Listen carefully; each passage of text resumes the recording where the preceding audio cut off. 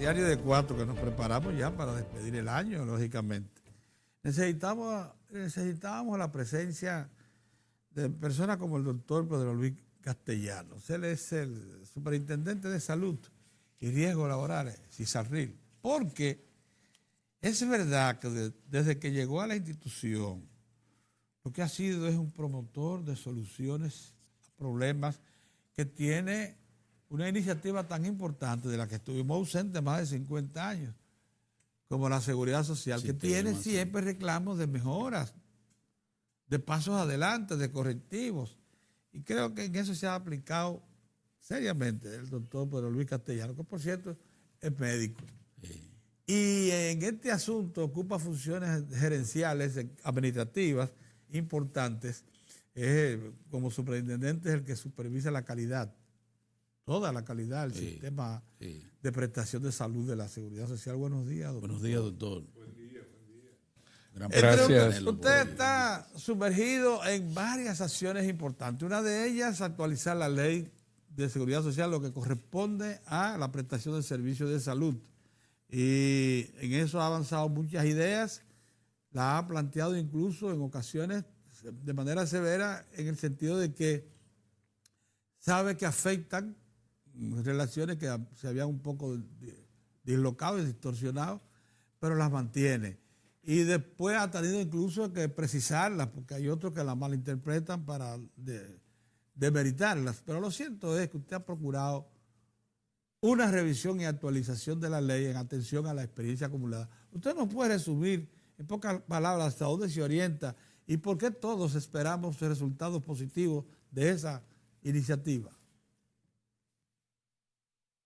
Bueno, buenos días. Buenos días. A los amables y las amables televidentes. Siempre es un placer venir a este tipo de programa como el de ustedes. Muchas gracias. Porque además de que son personas con una trayectoria personal que merece respeto y consideración, es un programa con una audiencia calificada, que siempre está esperando opiniones y planteamientos bien fundamentados, serios. Mira, yo creo que hay un tema importante. Uno debería preguntarse, cuando habla de la seguridad social, ¿qué está ocurriendo en el país? ¿Qué está ocurriendo con la economía del país?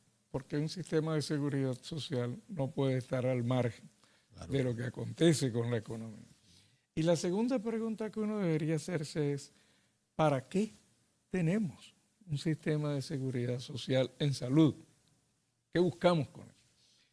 Mira, si uno mira, para decirlo brevemente, porque en la televisión el tiempo es oro, ¿qué es lo que principalmente está ocurriendo en el país? Y ustedes lo dijeron en el segmento anterior.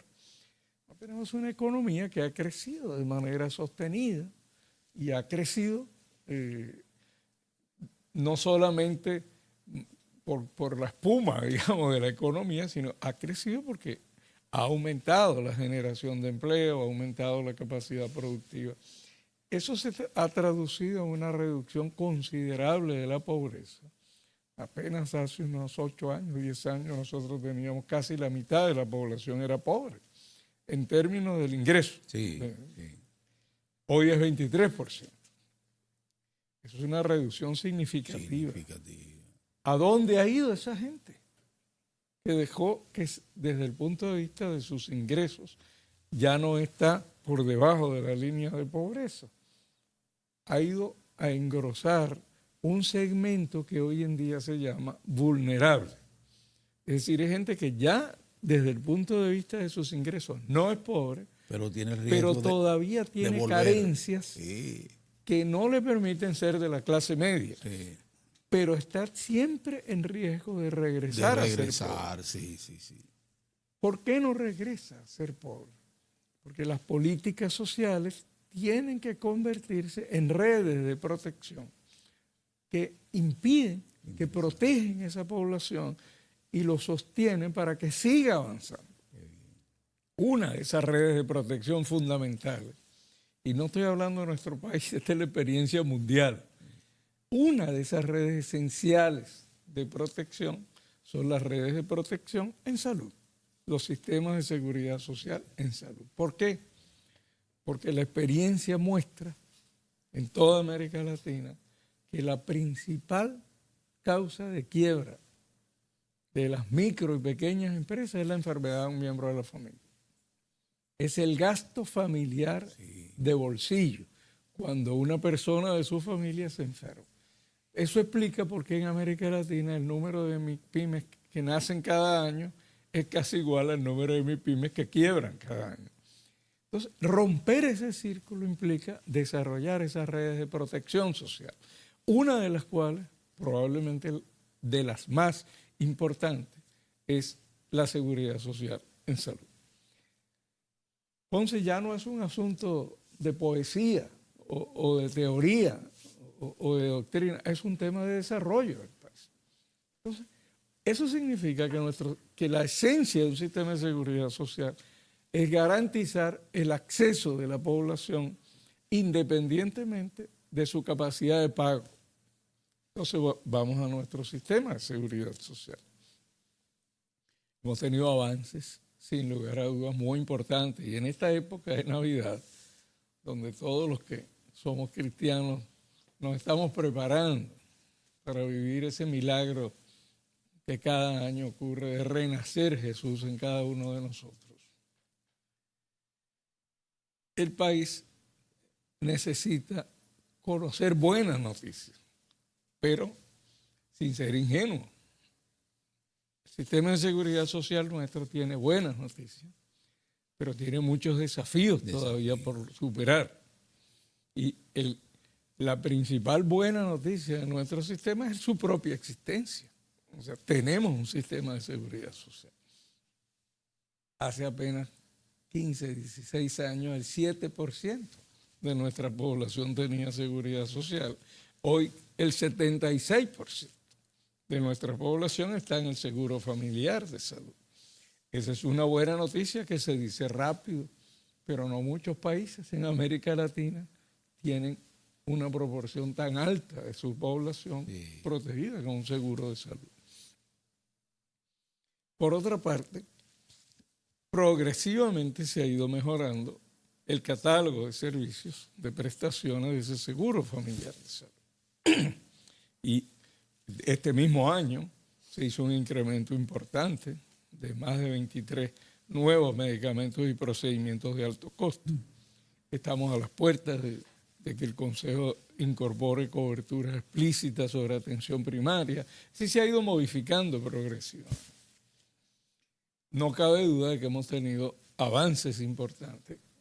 Cada vez que uno va como paciente, porque todos somos pacientes, yo soy médico, pero también nos toca a veces ser pacientes, en los dos sentidos de la palabra. Nos toca tener paciencia y nos toca tener atención médica.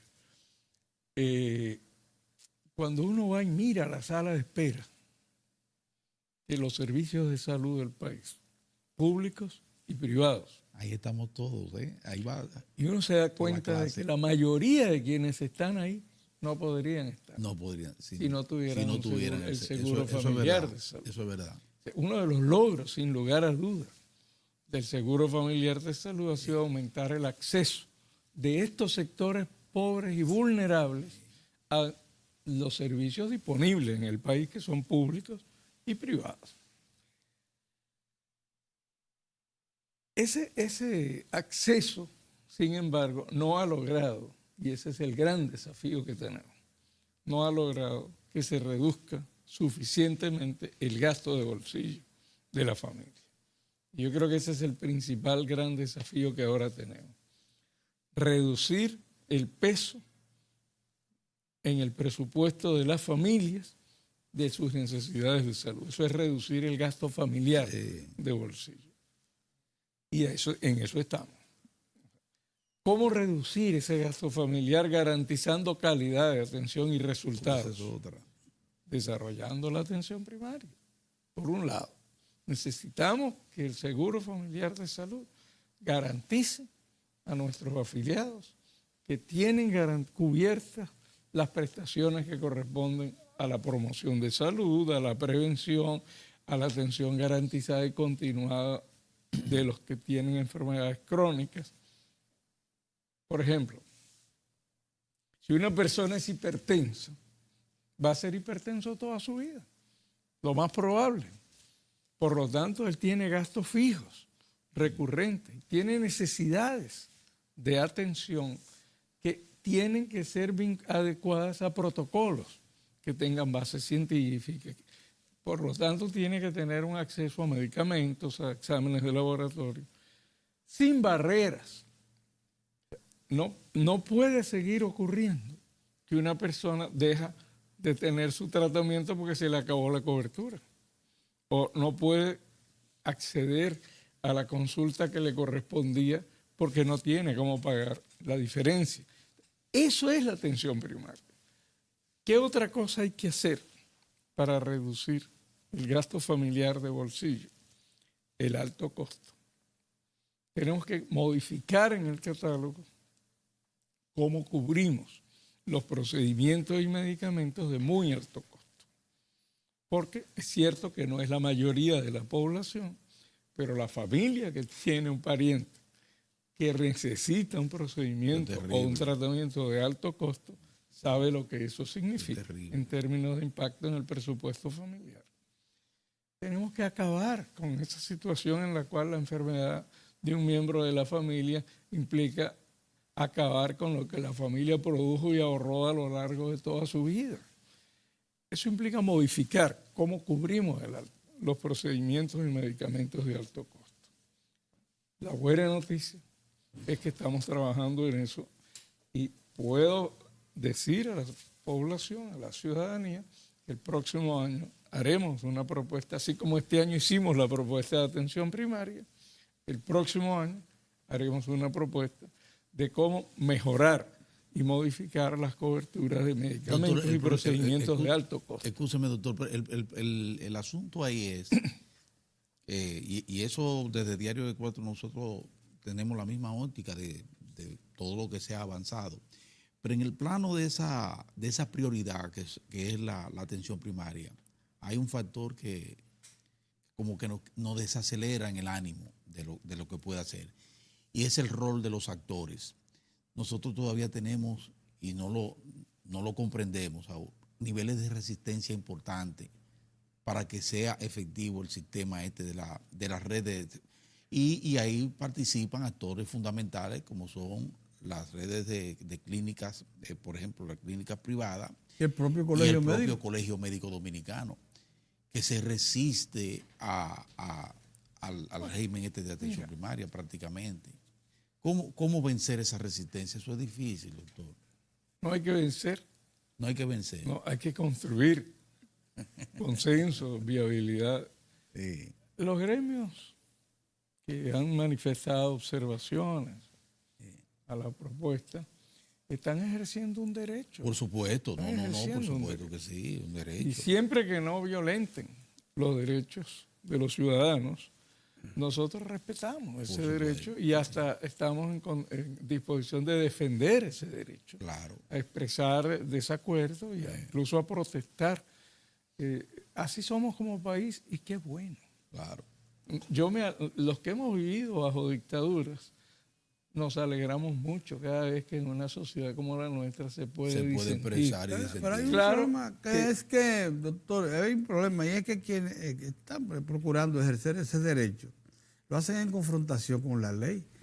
Porque la ley dispone el sistema de atención primaria como inicio, como pilar básico. Se ha postergado demasiado tiempo su puesta en operación y ya llegó. Ha perjudicado a la ciudadanía. Sí, pero mucho. Nosotros tenemos la esperanza de que el esfuerzo que estamos haciendo de explicar, de informar, no de debatir, no de confrontar, de explicar, de informar,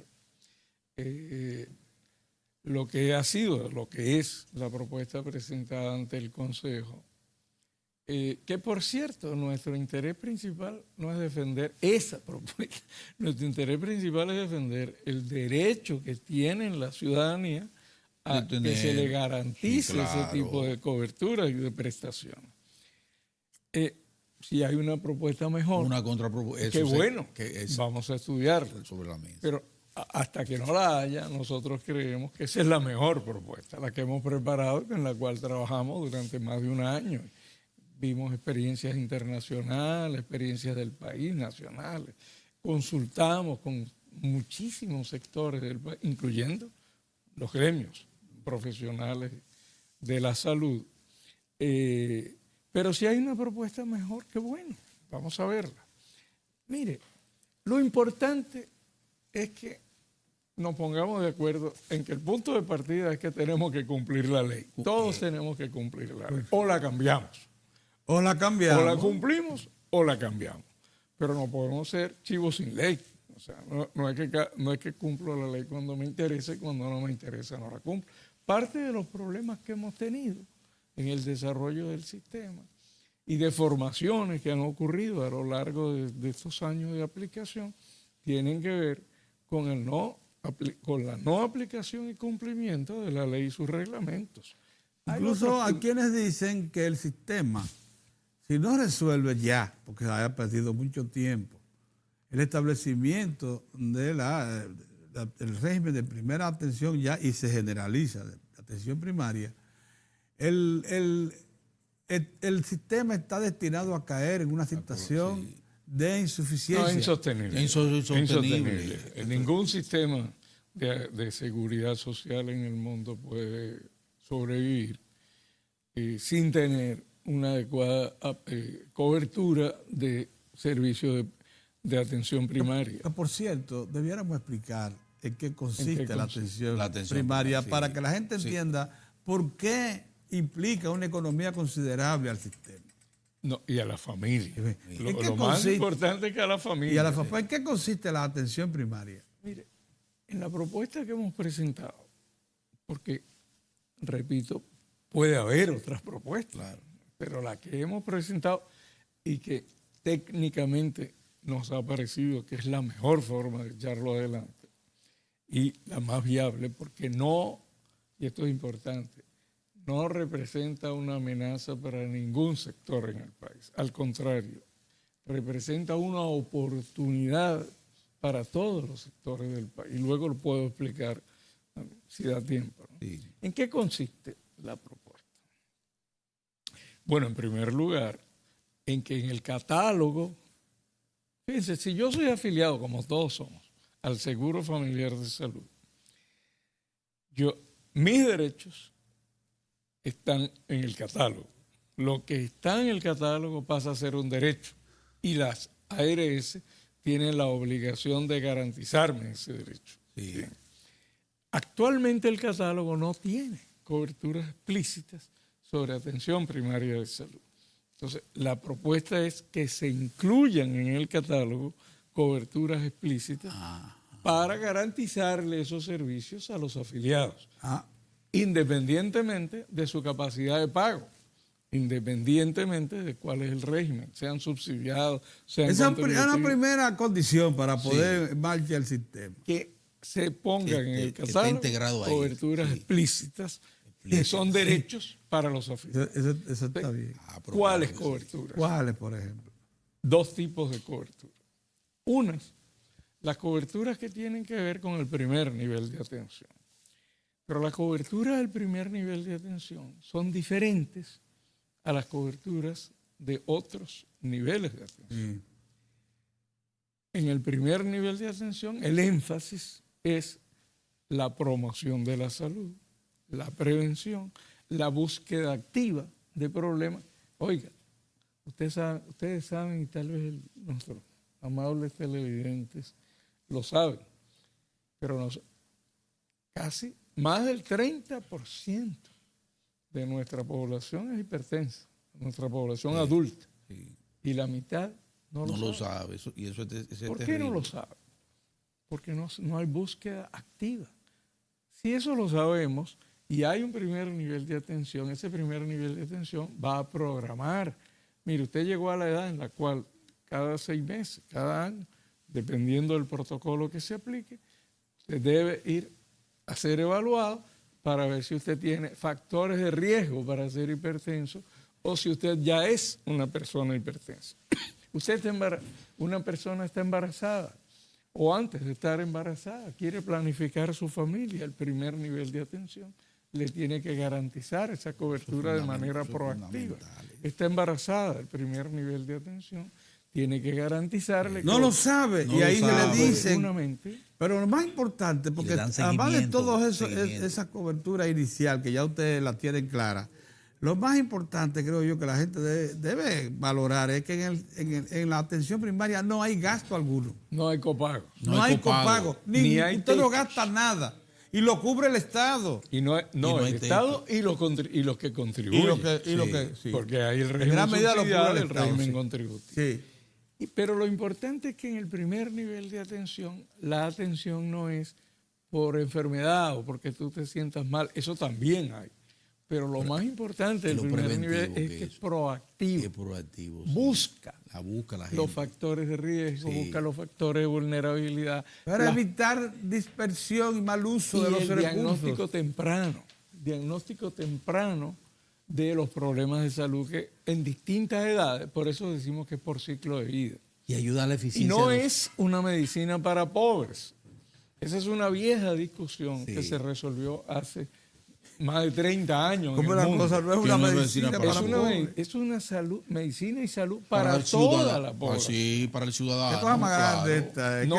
No es pobre medicina para pobres. No. Es medicina de calidad para toda la población. La sociedad del medio, de abajo y de arriba, de los estamentos económicos. Si hubiera tiempo, yo les contaría una anécdota de un importante empresario de este país en España, pero no hay tiempo. A propósito del tema de la atención primaria, o sea, su experiencia cuando tuvo que ir a España a un servicio de salud. Pero el otro componente de la propuesta de atención primaria es lo que estamos llamando prevención en personas que ya están enfermas.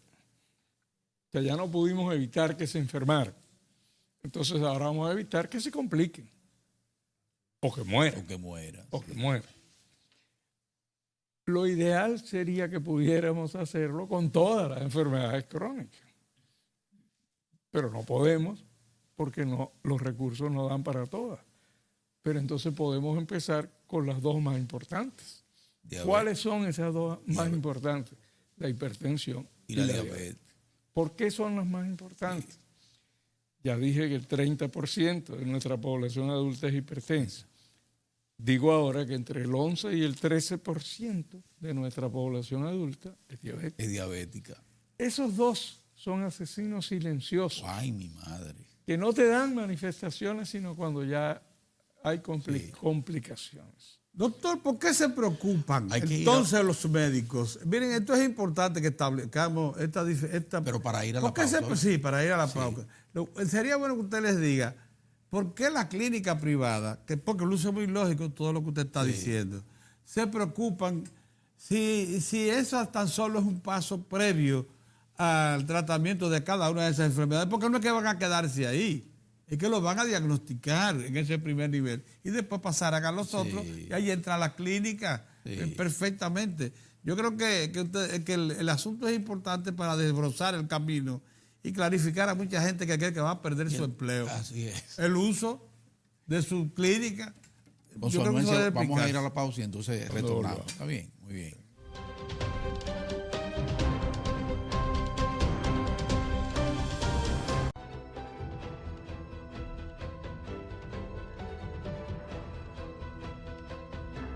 Las comparecencias del doctor Pedro Luis Castellano, que es el superintendente de salud y riesgos laborales, CISARRIL, aquí en Diario de Cuentos son muy oportunas porque cuando lo hace, y es episódica, nos da a conocer pasos adelante. Aquella vez nos mostró las líneas generales para modificar la ley de salud que crea el Sistema Dominicano de Salud.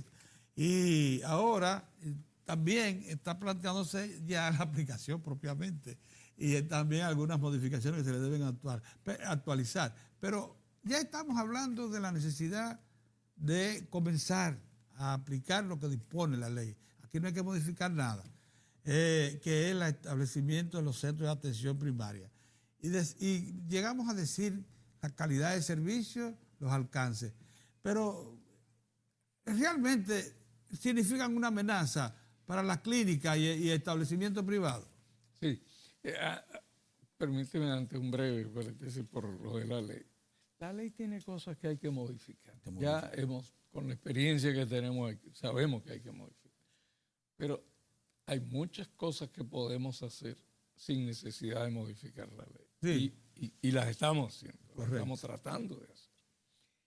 Bueno, es bueno saber que no es una amenaza la atención primaria en el sistema, en el seguro familiar de salud. Para los negocios privados No de es salud. una amenaza para nadie, al contrario. Mire, bueno, lo primero es que si se aprueba la propuesta que hemos presentado, se mantiene la libre elección.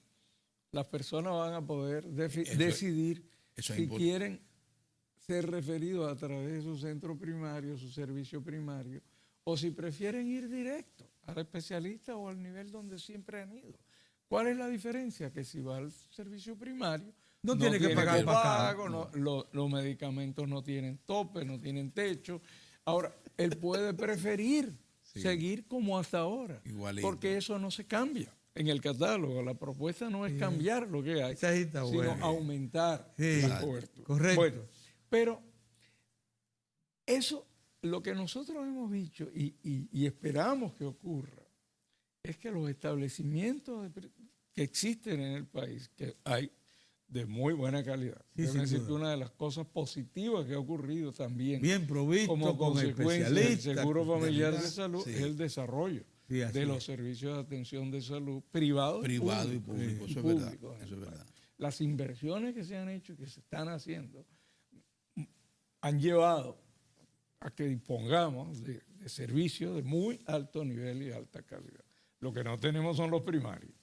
Bueno, lo que esperamos que ocurra es que esos establecimientos de alta calidad, de alto nivel, desarrollen su propia red de establecimientos y servicios de primer nivel.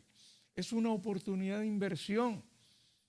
Y eso es lo que ha ocurrido en toda parte del mundo. O sea que los establecimientos de alto nivel y de alta calidad son la cabeza de redes de servicios de primer nivel y de atención primaria.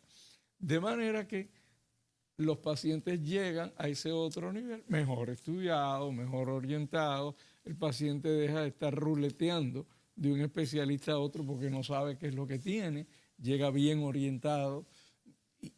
Con los análisis suficientes. Lo que ha ocurrido, no es verdad, en ninguna parte ha ocurrido que el desarrollo de la atención primaria ha quebrado o ha reducido los servicios de más alto nivel de complejidad. Es al revés. Mire, usted se imagina 30% de nuestra población adulta es hipertensa, para poner solo un ejemplo. Estamos hablando de más de 10 millones de habitantes.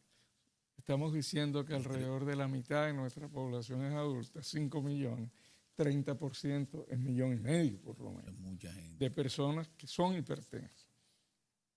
No hay suficiente especialistas de cardiología de este país si ese 1,5 millones se incorpora a la vez de la noche a la mañana se oye feo, pero es un buen mercado, Pedro. Lo que, como se hace búsqueda activa, ahora van a aparecer. Sí, claro. Entonces, obviamente van a demandar servicios. Claro que sí. ¿Dónde los van a demandar? En los servicios que tenemos. Entonces, no es cierto que va a haber una disminución o que se va a afectar el mercado. Y se van a sentir atraídos, incentivados a buscar consulta porque no van a pagar en ese primer nivel. Y van a ser referidos cuando necesiten atención. No van a pagar, no le va a... Entonces usted pierde su tiempo miserablemente si no procura saber si está sano, porque no tiene costo ese primer paso. Entonces no hay tal amenaza para centros clínicos. Usted sabe lo que debería preocuparnos. Sí. Y lo voy a decir. Bueno, yo nunca en mi vida he cobrado a un paciente. Bueno, yo nunca he hecho medicina privada. No estoy en contra de que haya medicina privada. Bueno, ahora menos porque ahora no veo pacientes, pero no estoy en contra. Yo creo que nuestro país es un país de economía de mercado y es muy importante que haya tanto un sector público como un sector privado de atención en todos los niveles de atención, primarios, secundarios, terciarios, privados y públicos. lo que debería empezar a preocuparnos es que esa no satisfacción de esa necesidad de atención primaria, si no respondemos con inversionistas nacionales y con el esfuerzo de los establecimientos que tenemos hoy de desarrollar esas redes de servicios de atención primaria, lo van a hacer inversionistas internacionales. Y van a desplazarlo. ¿Quién va, Y va hacia la ley. va a Esa hacer cita- una esa cita amenaza buena, esa me gusta. para lo que tenemos como inversionistas nacionales en los establecimientos de salud de alta complejidad? No es la atención primaria, va a ser inversionistas internacionales que detectan esa necesidad Claro. y van a invertir. Entonces, lo que hemos estado tratando de convencer Es que sean los criollos. es los la que monten. importancia de que Sí, los nacionales así es. inviertan Así y es. desarrollen establecimientos de primer nivel vinculados a los establecimientos de alta complejidad que tenemos. Muy bien. Vamos muy bien. ahora Muy bien, a los doctor. administradores. No, ahora no. El doctor dice que el año lo inician con una propuesta de mayor cobertura, amplitud de la cobertura de la seguridad social. Y eso sí es una noticia buena, porque la verdad Pero es... ¿tú sabes quiénes son los que dan la cobertura? Las ARS. Y a las ARS están pidiendo, se ha llegado a pedir prácticamente el desmantelamiento de las ARS, algo que a mí me parece insólito, pero se está proponiendo, no quieren con la ARS por el cúmulo de distorsiones y de falta de apego al cumplimiento de sus roles. Para lograr de las eso, ARS. dos cosas. Atención Hablen- primaria. háblenos de eso amplia- ahora. Se, Sí. ¿Se puede prescindir de las ¿Se de puede? ARS? Yo creo que no, pero Bueno, hay que modificar la ley, hay que modificar. porque la ley previó la existencia de las administradoras de riesgo de salud. En las economías de mercado y donde los sistemas de seguridad social son sistemas donde interviene el mercado, hasta ahora Cabemos todos. ha sido indispensable que haya lo que en algunos países llaman competencia regulada. O sea, que es la existencia de un concentrador. Es decir, un paciente frente a un prestador tiene menos posibilidades de negociar tarifas, de exigir que se cumplan los protocolos. Y en cambio, 100.000 pacientes, 1.000.000 de pacientes, tienen más posibilidades de, en condiciones Y tiene una entidad que lo de representa. equidad, Lo representa, sí. garantizar sus derechos. Y se supone que en el marco legal nuestro, ese es el rol de las administradoras de riesgo de salud. Garantizar que con los recursos disponibles el paciente reciba la mejor atención posible. Es verdad que ha habido deformaciones. Mucha Es deformación. verdad que ha habido deformaciones y que el Estado tiene que fortalecer más su capacidad regulatoria. Esa es una de las debilidades que tenemos en la ley. La capacidad regulatoria del Estado es muy débil. Y un mercado que no tiene buena regulación se devora a sí mismo. Porque termina lo está diciendo el superintendente. el afiliado termina prisionero, Sí. aprisionado, atenazado entre conflictos de intereses particulares. Partiendo de esa Solo el experiencia, Estado vela por los por intereses partiendo de toda esa la experiencia, ciudadanía. ¿hacia dónde se orienta la fórmula, la propuesta de ustedes de ampliar la cobertura? ¿Cuál es específica acción? Bueno, por un lado, las coberturas de atención primaria que hemos conversado. Claro, ya. Por otro lado, modificar las coberturas de alto costo. Las coberturas de alto costo son básicamente procedimientos y medicamentos de muy alto costo. O sea, estamos hablando de que un solo paciente arruina una familia o puede arruinar incluso un sistema Y de eso, seguridad y eso social. la seguridad social está supuesta a resolverlo. Ahí. Sí, hasta ahora lo que se ha hecho, lo que hemos hecho es aumentar las coberturas. O sea, actualmente es 1.000.000 1 millón. por cada Por procedimiento y por año. por Por enfermedad. cada evento y por cada procedimiento y Sí. por año. No es suficiente. No es suficiente. Porque eso va a seguir creciendo, esos costos. Van a aparecer nuevos medicamentos, nuevos procedimientos, nuevas formas de prestar, nuevas tecnologías. Entonces, hoy en día, la tendencia internacional es cambiar en los procedimientos y medicamentos de muy alto costo a sistemas que garantizan, por un lado, la cobertura completa de la persona, o sea, Lo peor que le puede pasar a una persona que tiene un cáncer es que se le acaba la cobertura a mitad del camino. Y entonces ya tiene la mitad del tratamiento y no lo puede completar, no le resuelve el problema, no le resuelve la situación. Entonces tiene que ser un sistema que garantice la cobertura total del tratamiento de la persona que tiene un problema de esa índole, pero que tiene que garantizar también que se cumplan protocolos estrictos, científicamente sustentados, para evitar las manipulaciones que se dan en el mercado. Porque un solo medicamento mal indicado, no adecuadamente prescrito, quiebra una familia. Claro. Quiebra una familia y puede afectar y quebrar al sistema. Pero además afecta a los otros que también lo necesitan porque redujo la disponibilidad financiera. Claro. Tiene que ser protocolos muy científicamente sustentados. Tiene que ser un listado, un conjunto de criterios explícitos de cuáles pacientes califican para recibir esa protección y cuáles servicios están calificados para brindar ese tipo de servicios. No cualquier servicio de salud está calificado. En resumen, entonces, si Sarril va a presentar una cobertura dirigida a cuáles. La idea, estamos trabajando y estamos incluso, quiero expresar públicamente agradecimiento, estamos trabajando con aporte y apoyo del Banco Interamericano de Desarrollo, del Fondo de Población de Naciones Unidas, que nos está aportando ambos experiencia técnica nacional e internacional. Hemos ido a conocer, enviado misiones técnicas a conocer diferentes experiencias en América Latina, en Colombia, en Chile, en Uruguay. Nos ha gustado mucho la experiencia de Uruguay y estamos aprendiendo mucho en intercambio con el Estado uruguayo, con el sistema de seguridad social de Uruguay. Y nosotros estaremos listos para presentar en el primer semestre del próximo año una propuesta, primero de unificación. El país tiene dos sistemas de cobertura de alto costo, el de la seguridad social y el del Ministerio de Salud Pública. Poco la idea es unificarlo para que sea uno solo. Primero unificarlo. Claro.